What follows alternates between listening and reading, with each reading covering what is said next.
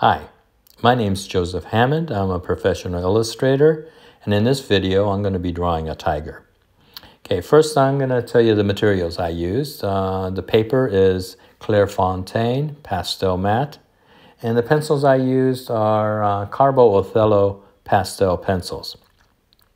So, before I start, I look at it and I make a decision on really what is it I want this to do. What is it that will draw the viewer's attention to it. And I wanted to make it more three-dimensional. I want it to look like it's, coming out of the painting itself. So, once I made that decision, I start the drawing. And I started with the eyes here because, that's the most fun. So when you draw eyes, I try to keep the eyeballs pretty much soft. The edges in the eyeballs are all soft. Now, values, I think I explained in my other videos, but you go from your whites to your black. Anything in between is on the value scale. Okay, so when I say, lighten or darken the value, that's what I'm talking about.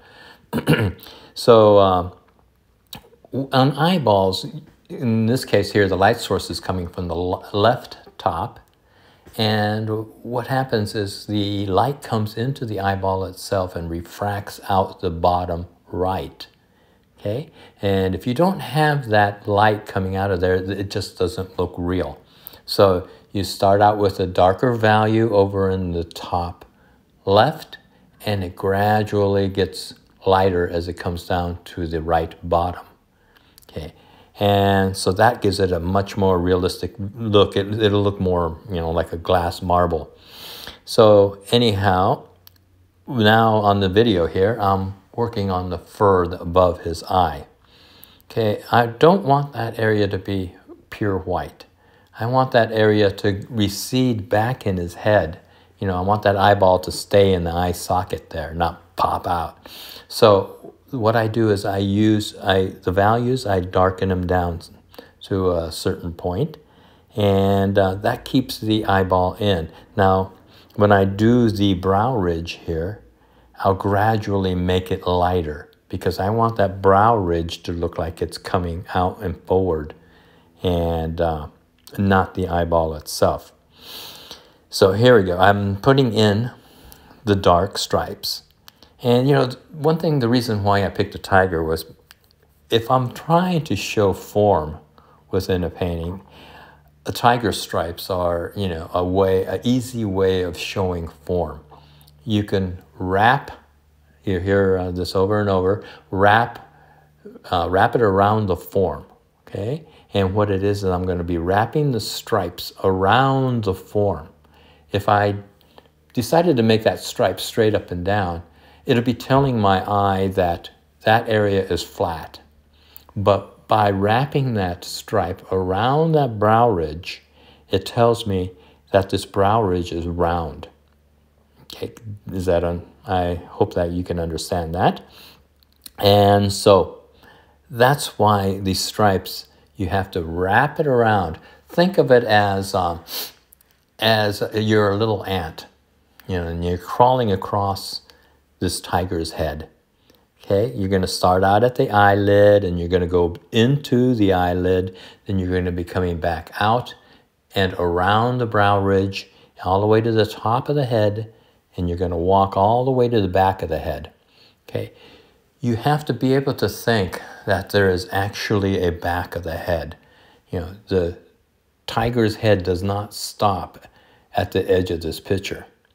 Okay, it keeps going all the way around. It's like a round earth, you don't walk to the edge of the earth and fall off the edge. You keep walking around all the way around. If you can think like that, you'll find that your drawings and your paintings will come out much more, voluminous. It'll have mass, and you'll be able to see that it is three-dimensional. Okay, having said that, I hope you can see that the piece has volume. It has the mass that you can actually, feels like you can go in there and grab a hold of it versus, being something that's just laying on top of a flat surface. Okay, Here we go. Now I'm putting in fur. Okay, the fur is something that isn't really that hard to do once you get to, understand how it's done. Think of the head of the tiger as a clock. Okay, the top of the head is 12, the sides are 9 and 3, and the bottom is 6. Okay, the fur at the top of the head will usually point up to 12, then it goes down to 1, and then 2, and then around where the eyes are, it's going to be going out to the 3 o'clock mark, then 4, 5, and then straight down, like on the chin, it'll be going down to the 6 o'clock area. So that's the way the fur, actually, the direction of the fur goes that way. Now, you don't want it to be mechanical looking, like everything is exactly, going up to 12. And because the fur is a natural thing. So, some of it overlaps, some of it's kind of missing in certain areas. So, you have to make it look more natural. But that kind of simplifies it for you. You can understand now the direction that the fur is going to be going. To draw fur now, you put in your darkest dark, the middle values, and then light. And then you soften it up with your finger. Or in that case, a little while ago, I used a watercolor brush. It was a mop. I think I had it left over from my college days. So, you soften it back up, and then you go over it with another layer of the dark, the middle value, to light. Okay? And you do this actually probably about 5 or 6 times. And you'll find that it'll give it a certain feeling of depth by layering these colors over the top. That's what pastels and oil painting is about. You layer, one layer over the top of another. Now in the videos here, I don't really show myself drawing the same thing over and over 5, 6 times. But that's what I'm actually doing. I'm actually laying it down, kind of softening it back out, putting another layer over the top of it. And when you put these layers in, you put them in very lightly. That's why you hold the pencil much farther back from the front. Okay, you see the way I'm holding the pencil there. So that's the reason why you do it. You want to be able to have a very, very soft touch. Okay, you don't want to go in and, I remember when I was in college, most of the guys always had a tendency to have a heavier hand than the ladies did. And the instructor always came out and said, okay, think of it as caressing your lover's cheek, okay? When you go and caress your lover's cheek, you don't go, right? You come on, you softly touch your cheek. Okay, that's what you're doing with this pencil. You're softly caressing the surface of the paper here. And that gives it a really nice layering effect. You can layer with it that way, but if you came in like you use your pencil when you draw and you put in the dark, and then you go in and try to put it, you're not going to get that soft layering look. And so that's the reason why I hold my pencil. And that's the way we were taught to hold your pencil or your piece of charcoal or chalk, whatever. You hold it farther back and in your fingers, like the way I do here in the picture. And it gets to the point, first it feels quite awkward, really awkward as a matter of fact. But after you've been doing it for, like 20 years, it'll start feeling normal. But, so anyhow, where was I? You're looking at the form. Now you can see where, like the form is starting to look like it's much more three-dimensional. Oops, I just knocked over the picture there. But anyhow, here we go. I skipped over to the nose. Okay, the nose, why did I pick the nose? It's probably one of the most important things here in this painting. I want that nose to really come forward. And the way I do that is I use a highlight on it. You'll see later on that I'll put a highlight on the nose, and that is one way to cause it to really pop forward. Another way I do it is I use the most intense color that I have in this piece is I use the cadmium red on it, and I use it on the nose and also on the tongue. And that creates, that'll pop it forward. Muted colors go back, intense colors come forward, okay? Light values come forward, darker values go back. And the neutral values also go back. So if you want some edges to go back, like you can see the edges I used, more of a gray. I grayed the edges down, and I keep my more intense colors up in the front. Now here you can see where I'm actually layering on the nose. You know, I come in with my lights, I cover the whole thing with a light, and then I'll turn around and go back over it with a dark middle value, and then again a light, and then I hit it with a highlight at the very end. Now the reference material, you know, actually didn't have a highlight on the nose, but I used that as a tool to bring that nose forward. Remember, your reference material it's a departure point. Okay, it tells you how the drawing is going to go, and you know how the fur looks, and you know those kind of things. But you're the artist; you make the decisions. You know, do you want to make it lighter here? Do you want to make it darker here? You know, what is it that you want to do? You're the artist; you do it. Okay, here we go. We're getting to the point where I want my darkest dark. I want these stripes to be very black. Okay. I want the stripes on the side of the head to be more grayed, and that won't pop it forward. If I went with really, really black stripes along the edge in the back, that edge will be flopping forward.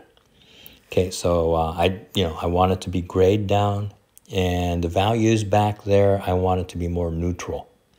And right by the nose here, I want it to be my whitest white, and I want that black around his nose to be the blackest black. That's going to pop that nose forward. Okay, so watch how I do this. And I'm drawing the fur. Remember, I was telling you how if you look at the fur, the angles it's going, like where it is right next to the mouth there, it's going about 7 o'clock. And it goes about 8 o'clock, 9. Straight across from the eyes is going to 9 o'clock. Okay, do you see that, what I was talking about earlier? Okay, so anyhow, I'm going with my lightest light. Now I'm going to put in a little bit of dark here because I don't want that the top of his muzzle there to become flat. Okay, I want it to turn back in, you know, because the muzzle is rounded. It wraps around like his upper lip there. So to get that, to do that, I have to add some value there. That value causes it to turn. You know, I want my edge to turn. And the way you get your edges to turn is usually to darken the value. Okay? Think of it, you know, as the body of the tiger in the back. Later on you'll see where I'm actually going to try to get the body of the tiger to turn so it looks like, you know, you could grab around the body, not just a flat surface. So here we go. The black that I'm using here is, well, it's the same black, but I'm trying to get it to become more intense in value, very dark. I'm not letting any of the grays or whites get into it. Now the mouth. This is probably the most fun, I think. I think that this is the best part of the painting here. But I wanted to show you that, you know, how I always say dark, middle value, and light. I completely dropped that rule here. And you can do that. You know, you do whatever you think is going to work. And you gain that through experience. You know, you do this over and over and over. And you'll learn that, oh, wait a second, you know, if I want this to happen like this, I can use this. But the reason why I went backwards, I went actually the highlights first, put over black, and then put the middle value over that. The reason why was I was getting lost. I was losing where the gums were and where the top of the lips were. And that's why I put in the highlights first so I can see where the gums are and all that. Otherwise, it was getting too confusing for me. So After I put in the blacks, I actually go back over and then lighten it back up again. So here I'm putting in the teeth. It's the same thing. I start with my blacks. You know, I draw the little gaps in between the teeth. I put in the sort of brown, because the tiger does not have the whitest teeth ever. I mean, it's kind of quite yellow. But I put that in, and then I go over the whole thing with a white. And then I actually go over it again. And I probably do the same thing maybe 3-4 times. And then I finally get it to look the way I want it to look. To get it to look, to get it to look like it has depth, you use layering of color. And in this case here, I used the little highlights at the very end, at like the top of the teeth there. I came in with a highlight because I really wanted those teeth to look like they were in front of, like the rest of the muzzle there. And same thing with the bottom. I wanted the tips of the tiger's teeth to look like they were coming towards me and then going back in space. Think of it, you have to think of it as coming forward or going away from me. You're always thinking in your head, is it coming towards me or is it going away from me? So here I am drawing. I'm going back in and picking out the darks. See, I'm using black. I'm cleaning up the edges, and I soften it up. Well, and then I probably did that another 3-4 times. I wanted to show this to you here because I'm drawing the whiskers. The whiskers are always hard for me. Whenever I drew an animal and then I had to draw the whiskers, it just never really came out right. But what I used here was, I used a color pencil. Okay, it was a Prismacolor white. And the reason why I do that is it doesn't smudge away. Once you draw it on there, it's there. Okay, and you can actually go back over that same area of the fur underneath it, and it doesn't, you don't lose the whiskers. And that's the reason why I use the Prismacolor, and you can give that a try.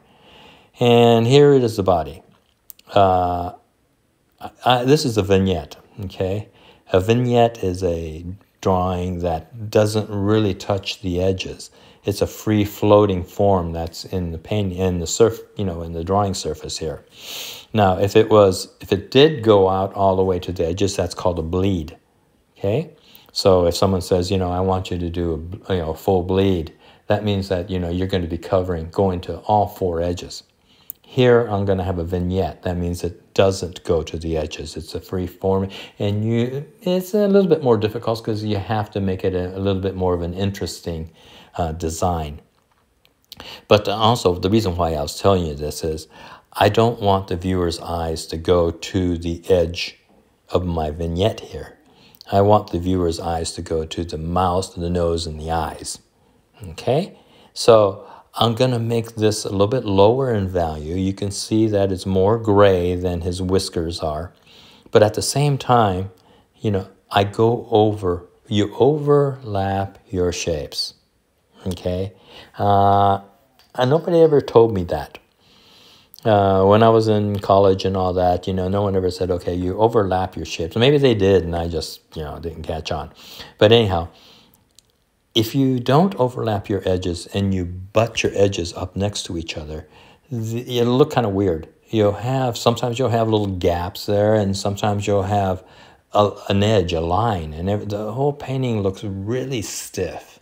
And I couldn't figure out, why is this coming out so stiff looking? And I think I saw a video or something that said, you overlap your edges and the whole thing will come out as, more like a one whole piece. And it's true. You start overlapping your edges. That means not worrying about where the edge stops and a new edge starts. You just go over the top of it lightly. Remember, lightly, not and if you do that, it'll come out looking as a much more of a whole. and you'll avoid that weird disjointed look that you get if your button edges up next to each other.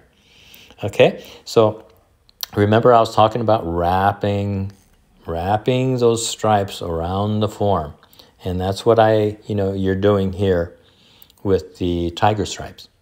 Okay, I'm wrapping those guys around, and on the edge of the tiger, on the back over there on the right-hand side, you want that edge to be a little bit darker than the areas here that comes towards the front. And it's a gradation. Okay, you'll hear that word a lot. And a gradation is you start from a darker and you gradually go to a lighter, or, that's usually the way you gradate, is you go opposite of the light. Okay, I gradate from the dark to the middle to the light. Okay, and that will create form. Okay, so a lot of artists will actually start on the dark edge of the cheek, the shadow side, and then work their way up, and then stop at that form and go up to the next form. And that is a way of thinking of getting the volume. Okay, here's the finished piece here, and I'm showing you a close-up of it. You can see, hopefully that shows that the three-dimensionality of it. It looks like it's coming out towards you. And to do that, you use all the little tricks that I had told you earlier in the video. And so you can see the whiskers and how I kept the values down in the back, but kept the values high in the front. And you can see where it's a vignette at the very bottom there. That's like a vignette that I was telling you about. Now here's the finished piece. You can see the whole thing. And, I really hope that you enjoyed the video. I hope you learned something from it. And if you did, please hit the like and the subscribe button. I really appreciate you watching, and I'll see you in the next video.